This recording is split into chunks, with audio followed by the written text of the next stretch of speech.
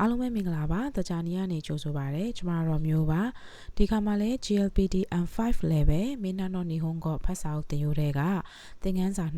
24 lesson 24ရဲ့ vocab list လေးတွေကိုတူတူလေးလာမှာပဲဖြစ်ပါတယ်ကျွန်မရဲ့ The Journey with မျိုး channel လေးကို support ပေးခြင်းနဲ့ဆိုရင်တော့ VPN ကိုဖွင့်ပြီးတော့မှနားထောင်ဖို့အတွက်တောင်းဆိုပါတယ်ဆိုတော့ပထမဆုံးတွေ့ရမယ့်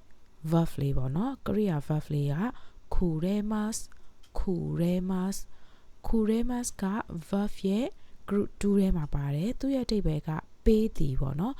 ပေးသည်လို့ပြောပေမဲ့သူကလက်ခံရရှိတဲ့အနေနဲ့သုံးတယ်ပေါ့နော်ဆိုတော့ကိုပေးတယ်သို့မဟုတ်ကိုရဲ့မိသားစုကိုပေးတယ်ဆိုတော့ကိုကလက်ခံရရှိတယ်ဆိုရင် kuremas နဲ့သုံးတယ်နော်ဒါပေမဲ့သူကလက်ခံသည်ဆိုပြီးတော့ဘာသာမပြန်မဲနဲ့ပေးသည်လို့ပဲဘာသာပြန်မယ်ပေါ့နောက်တစ်လုံးက naoshimas naoshimas naoshimas က verb ရဲ့ group 1လေးပဲဖြစ်တယ်သူရဲ့အဓိပ္ပာယ်လေးကပြင်သည်ပေါ့နော်မှာအမားကိုပြင်တာပြက်နေတဲ့ပစ္စည်းကိုပြင်တာစသဖြင့်ဆိုရင် naoshimas နဲ့သုံးတယ်နောက်တစ်လုံးက zerete ikimas zerete ikimas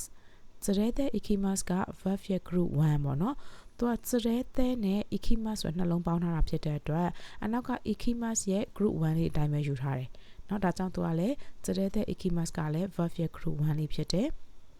အဓိပ္ပာယ်လေးကခေါ်သွားသည်ဥပမာတနည်းရာကိုခေါ်သွားပေးတာလို့ဘာလို့မျိုးဆိုရင် zerete ikimas နဲ့သုံးတယ်ဆိုတော့သူရဲ့ဆန့်ကျင်ဘက်က zerete kimas zerete kimas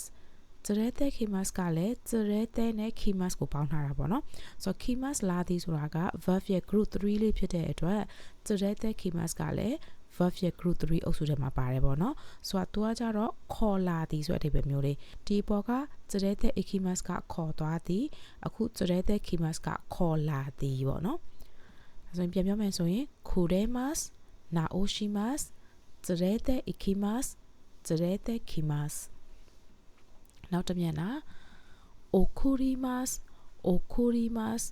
okurimas က verb ရဲ့ group 1နဲ့မှာပါတယ်ပေါ့နော်သူရဲ့အဓိပ္ပာယ်လေးကပို့ပေးသည်သို့မဟုတ်လူတွေပါတယ်ဆိုရင်လိုက်ပို့ပေးသည်ပေါ့ဥပမာ hito o okurimas ဆိုရင်လူကိုလိုက်ပို့ပေးတာဥပမာလေစိတ်ကိုလိုက်ပို့ပေးတာမျိုးပေါ့ဒါမှမဟုတ်ရှင်လည်းလက်ဆောင်ပစ္စည်းတွေပေါ့နော်လက်ဆောင်ပစ္စည်းတွေကိုပေးပို့တယ်ဆိုလို့ရှင်လည်းဒီ okurimas နဲ့သုံးလို့ရပါတယ်နောက်တစ်လုံးက shokai shimas shokai shimas shokai shimas က shokai နဲ့ shimas ဆိုတဲ့ဟာလေးကိုနှစ်ခုပေါင်းထားတာ verb ရဲ့ group 3အုပ်စုထဲမှာပါတယ်ပေါ့နော် shokai shimas ကမိတ်ဆက်ပေးသည်ဥပမာတငယ်ချင်းကိုတငယ်ချင်းတယောက်နဲ့မိတ်ဆက်ပေးတာမျိုးအဲ့လိုမျိုးဆိုရင် shokai shimas နောက်တစ်လုံးက ennai shimas ennai shimas ennai shimas ကလည်း verb ရဲ့ group 3ထဲမှာပါတယ်ပေါ့နော်ဆိုတော့ ennai ဆိုတဲ့ noun လေးနဲ့နောက်က shimas လေးနဲ့တွဲထားတာမျိုးဆိုတော့ ennai shimas ရဲ့အဓိပ္ပာယ်လေးကလမ်းညွှန်ပေးသည်လမ်းပြပေးသည်ဆိုတဲ့အဓိပ္ပာယ်လေးပါဥပမာကိုကခုံနေရအောင်မသိတဲ့အတွက်လမ်းညွှန်ပေးမယ်ဒါမှမဟုတ်ရှင်လည်းကိုယ့်ရဲ့ဒီတွားရမယ့်လမ်းကြောင်းပေါ့နော်အနာဂတ်လမ်းကြောင်းဖြစ်ဖြစ်ဒီလိုမျိုးတွားရမယ့်ဟာကိုနားမလည်တဲ့အတွက်လမ်းညွှန်ပေးတယ်လမ်းပြပေးတယ်ဆိုရင် ennai shimas နဲ့သုံးတယ်နောက်တစ်လုံးက setsumei shimas setsumei shimas setsumei shimas ကလည်း setsumei ဆိုတဲ့ noun လေးနဲ့နောက်က shimas လေးနဲ့တွဲထားတဲ့ပုံစံမျိုးလေးပေါ့နော်ဆိုတော့ verb ရဲ့အုပ်စု3 group 3ထဲမှာပါတယ်အဓိပ္ပာယ်လေးကရှင်းပြသည်ဥပမာဆရာကစာရှင်းပြတာဆိုရင် setsumei shimas အဲ့လိုမျိုးလေးသုံးလို့ရတယ်ပေါ့နော် okurimas hito o okurimas shokai shimas ennai shimas setsumei shimas နောက်တစ်မျက်နှာ oji san oji san သို့မဟုတ် oji chan oji chan အဓိပ္ပာယ်တူတူပဲเนาะအဖိုးပြောတာဆိုတော့ oji san ဆိုရင်တော့ယိုသေးတမှုနဲ့ပြောတာပေါ့เนาะ oji chan ဆိုရင်တော့ဒါချစ်ဖို့ကောင်းတဲ့ပုံစံမျိုးလေးနဲ့သုံးတဲ့ပုံစံလေးပေါ့နောက် oba san oba san oba san သို့မဟုတ် oba chan oba chan သူကအဖွားကိုပြောတာပေါ့เนาะခုနလိုပဲ oba san လို့ပြောလဲရတယ် oba chan လို့ပြောလဲရတယ်နောက်တစ်လုံးက jumbi jumbi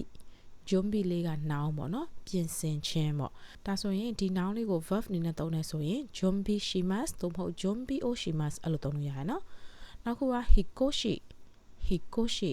hikoshi ကပြောင်းရွှေ့ခြင်းပေါ့နော်သူကိုလည်း verb အနေနဲ့သုံးခြင်းနဲ့ဆိုရင် hikoshi shimas သို့မဟုတ် hikoshi o shimas အဲ့လိုသုံးလို့ရတယ်နော် oji san oji chan oba san oba chan jumbi hikoshi နောက်တစ်မျက်နှာ okashi okashi ကကြတော့မုတ်သို့မဟုတ်မုတ်အချိုလေးတွေပေါ့နော်အချိုပွဲစားတဲ့အခါမှာသုံးတဲ့မုတ်မျိုးလေးတွေကို okashi လို့သုံးတယ်နောက်က